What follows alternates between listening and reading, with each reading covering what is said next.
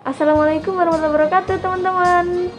Kembali lagi dengan saya Elin. Di video kali ini saya akan menyampaikan materi tentang kesulitan belajar pada anak. Kesulitan belajar pada anak itu apa sih? Yuk kita simak videonya. Kesulitan belajar pada anak adalah kesulitan belajar yang ditunjukkan oleh adanya hambatan-hambatan tertentu untuk mencapai hasil belajar, baik yang bersifat psikologis, sosiologis, maupun fisiologis, sehingga dapat menyebabkan prestasi belajar yang dicapai oleh siswa berada di bawah standar. Oke, selanjutnya adalah faktor yang menyebabkan kesulitan belajar. Apa ya faktor yang menjadi penyebab kesulitan belajar pada anak? Faktor yang menjadi penyebab anak mengalami kesulitan belajar dapat dikelompokkan menjadi dua, yaitu ada faktor internal dan juga faktor eksternal. Kira-kira apa ya faktor internal dan faktor eksternal? Oke, faktor internal adalah faktor yang berasal dari dalam diri individu itu sendiri, seperti adanya gangguan pada kesehatan individu itu, kelainan pada pendengaran dan juga penglihatan, rendahnya konsentrasi belajar, dan lain-lain. Yang kedua yaitu faktor eksternal. Apa faktor internal itu ya? Faktor eksternal yaitu faktor yang berasal dari luar diri individu itu sendiri, seperti kondisi belajar yang tidak kondusif, beratnya beban belajar, dan lain-lain. Lalu bagaimana ya cara mengatasi kesulitan belajar?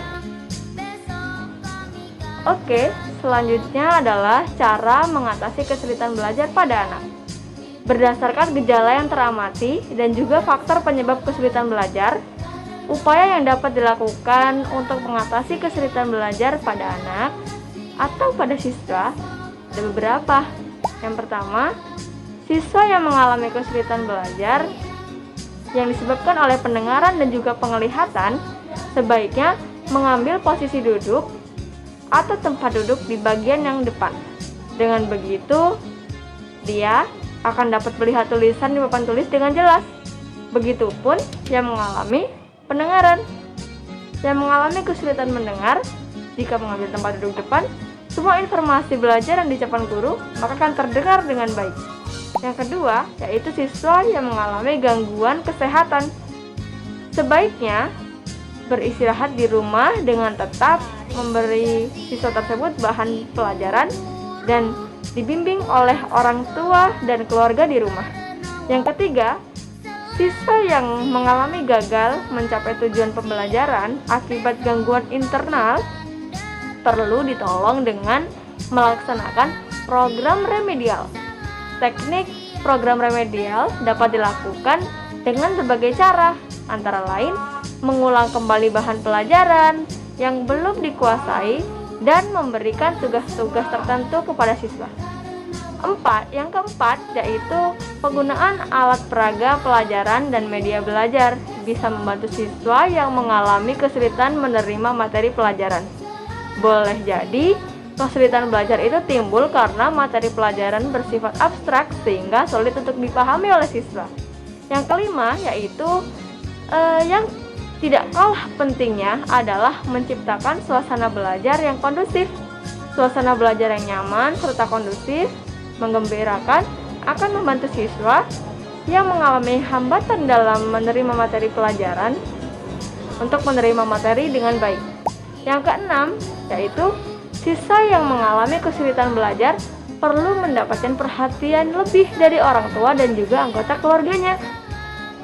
Peran orang tua sangat penting untuk memberikan motivasi ekstrinsik dan juga intrinsik agar anak mampu memperoleh hasil belajar yang memuaskan. Selain itu, orang tua juga perlu memperhatikan kesehatan tubuh si anak dengan memberikan makan serta minum yang bergizi disertai dengan suplemen pembangun tubuh yang cukup.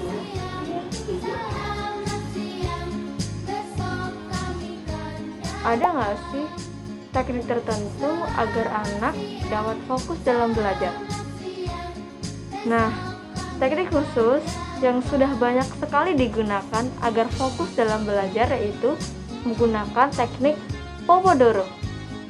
Teknik Pomodoro adalah filosofi manajemen waktu di mana kita yang melakukannya harus fokus secara maksimal dalam jangka waktu yang disediakan. Langkah-langkahnya yaitu yang pertama, siapkan tugas yang akan kamu kerjakan. Ingat, dahulukan tugas atau prioritaskan tugas yang deadline-nya paling mepet. Yang kedua, yaitu set timer di HP kamu selama 25 menit. Yang ketiga, kerjakan tugas kamu dengan fokus sampai timer yang kamu setel tadi itu berbunyi. Ingat ya, selama 25 menit ini kamu tidak boleh mengerjakan apapun termasuk ngelirik HP selain belajar 25 menit. 25 menit inilah yang disebut sebagai jendela kerja. Yang keempat, setelah timer berbunyi, berhentilah bekerja meskipun tugas yang kamu kerjakan tadi itu belum selesai.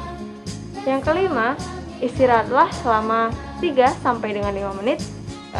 Kamu bisa mengisi waktu istirahat itu untuk ke toilet, minum kopi, minum teh, stretching, atau cek HP kalau ada pesan penting. Yang keenam, setelah 4 jendela kerja tersebut berlalu, kamu boleh istirahat panjang sekitar 15 sampai dengan 30 menit. Nah, itu teknik yang dapat kamu gunakan agar fokus dalam mengerjakan tugas. Itulah tadi materi yang dapat saya sampaikan mengenai kesulitan belajar pada anak. Semoga bermanfaat. Jazakumullahu khairan and syukran. Assalamualaikum warahmatullahi wabarakatuh.